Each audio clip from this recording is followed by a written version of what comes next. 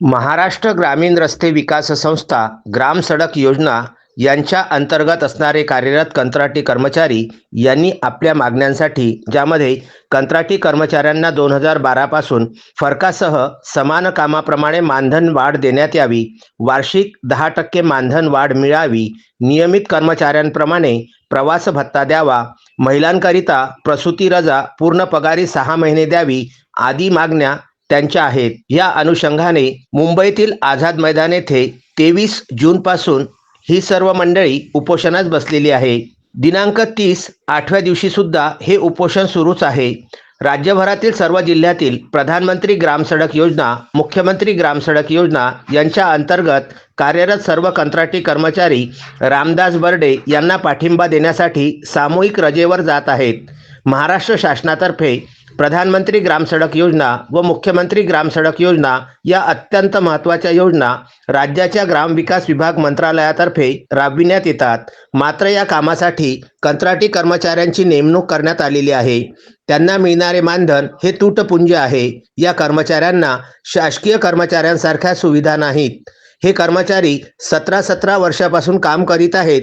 मात्र शासनाने या कर्मचाऱ्यांच्या मिळणाऱ्या मानधनामध्ये 2018 पासून कुठल्याही प्रकारची वाढ केलेली नाही, अशी या कर्मचाऱ्यांची मागणी आहे। या आंदोलनामध्ये प्रधानमंत्री ग्राम सडक योजना व मुख्यमंत्री ग्राम सडक योजना अमरावती जिल्ह्यामधील सुनील पळसकर, विनोद पठाडे, प्रफुल्ल जाठे, शशिकांत मलिये, मनोज इंगळे, राहुल जवंजाळ, निरंजन भोरे, श्रीमती रंजना काळे, अमित सांगानी, संजय डेरे, सुनील मनोहरे, प्रशांत विडुळकर, नितीन खोरगडे, सूरज रेवसेकर, अमोल मेश्राम, श्रीमती उषा काळे, सोमल तोटे, मनोज वानरे, अमेय मोहर्ले, श्याम वानखडे, विजय इंगळे, सिद्धार्थ मेश्राम, अमित पांडे व प्रवीण चाळके इत्यादींचा समावेश आहे।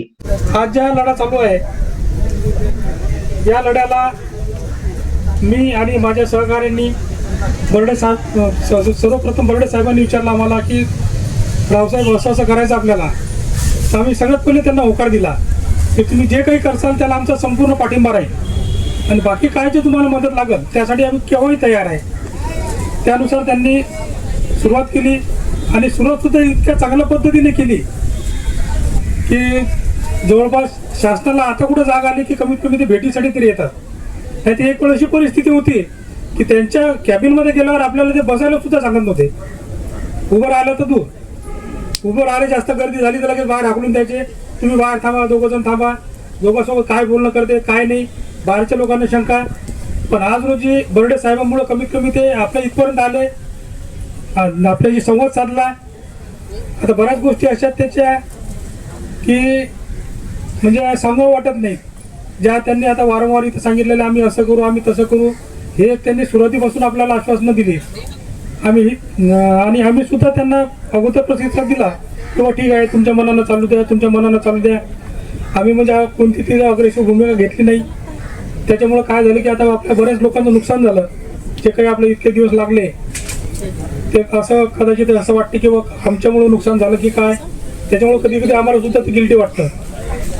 परंतु आता बर्डे साहेबांनी जे लढा उभा केला, खरोखर त्यांचं कौतुक करावं वाटते की त्यांच्यामुळं आज आपण या स्टेजला आलेला आहे। आणि मला जसं आशा आहे की लवकरात लवकर ते लोक नरमाईने घेतील आणि आपले सर्व कामं करून देतील। धन्यवाद। कृष्णा लोटे, विदर्भ न्यूज, मुंबई।